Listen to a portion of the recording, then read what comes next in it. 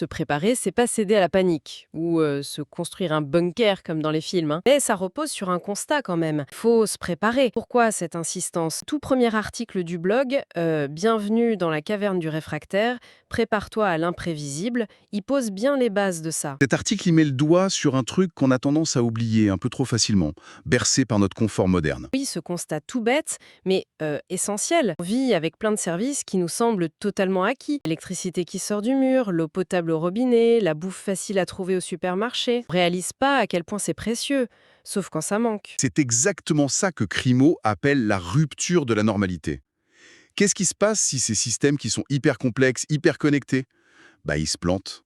Une grosse panne de courant, une cyberattaque qui bloque tout, une crise éco ou sociale, une catastrophe climatique. Les scénarios, ils sont variés et, malheureusement, pas si improbables que ça.